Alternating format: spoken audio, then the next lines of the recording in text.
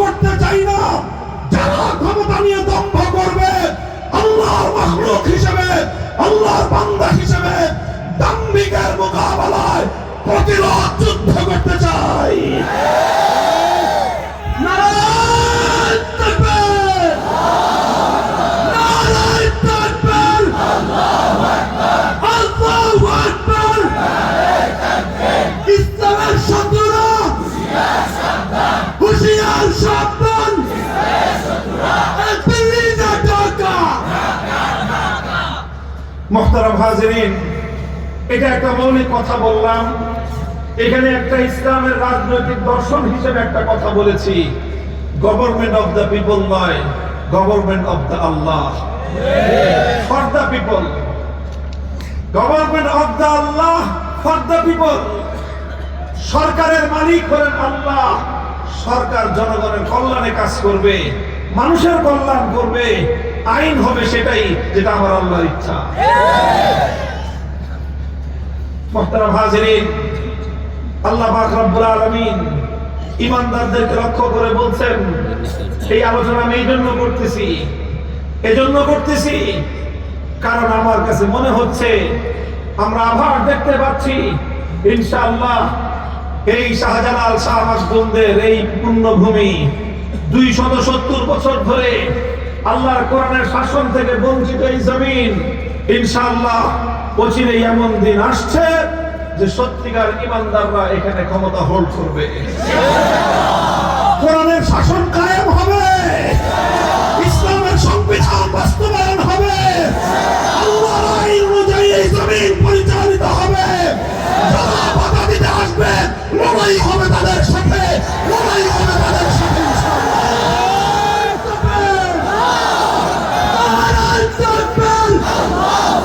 একটা দুঃসংবাদের মাধ্যমে, একটা শোক সংবাদের মাধ্যমে আমাদের ভাই বাংলাদেশের অকুতোভয় বীর সৈনিক, আগামীর বাংলাদেশী যুবকদের অনন্য অনুপ্রেরণার বাতিঘর শহীদ শরীফ ওসমান হাদি শাহাদাত বরণ করেছেন।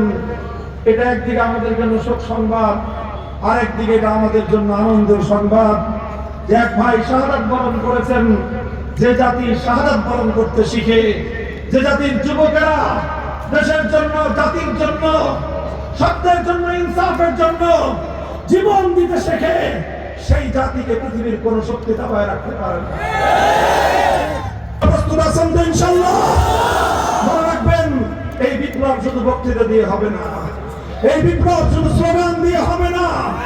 এই বিপ্লবের জন্য প্রথমে ঘাম ঝরানো পরিশ্রম করতে হবে, এরপরে অশ্রু দিয়ে খোদার দরবারে ফরিয়াদের হাত উত্তোলন করতে হবে, এরপরে এই অশ্রু, এই ঘাম দিয়ে যখন এই মাটি বিপ্লবের জন্য উর্বর হবে, শাহাদাতের রক্ত দিয়ে সেই বিপ্লব আনতে হবে। সেই বিপ্লবের জন্য যদি শাহাদাতের রক্তের প্রয়োজন হয়, শহীদি ঈদগাহে মাথায় কাফনের কাপড় পরে আল্লাহ দ্বীনকে বিজয়ী করবার জন্য কারা কারা প্রস্তুত থাকবেন? হাত তুলে শপথ করেন।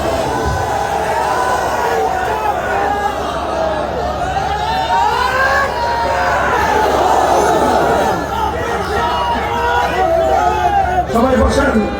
ভাই, আমি আমার আলোচনা শুরু করেছিলাম একটা দুঃসংবাদের মাধ্যমে, একটা শোক সংবাদের মাধ্যমে আমাদের ভাই বাংলাদেশের অকুতোভয় বীর সৈনিক, আগামীর বাংলাদেশী যুবকদের অনন্য অনুপ্রেরণার বাতিঘর শহীদ শরীফ ওসমান হাদি শাহাদাত বরণ করেছেন।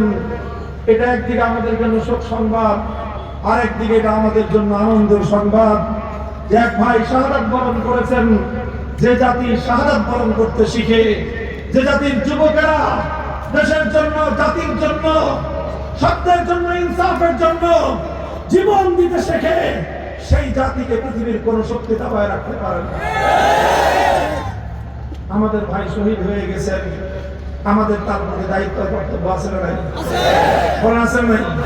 বসেন বসেন, খালি দাঁড়ায় দাঁড়ায় বলবেন দায়িত্ব আছে। আমরা বসেন, দাঁড়া আপনি একটু বসেন। সবাই একবার করে সূরা ফাতিহা পড়ি। শরীফ ওসমান হাদি রুহের মাগফিরাত, তার শাহাদাত যেন আল্লাহ কবুল করেন। জান্নাতে উঁচু মর্যাদা দান করেন। তার শোক সন্তপ্ত পরিবার পরিজন, তার মাসুম বাচ্চাদের দায়িত্ব যেন আল্লাহ নিজে গ্রহণ করেন। একবার সূরা ফাতিহা পড়বেন, 3 বার সূরা ইখলাস পড়বেন।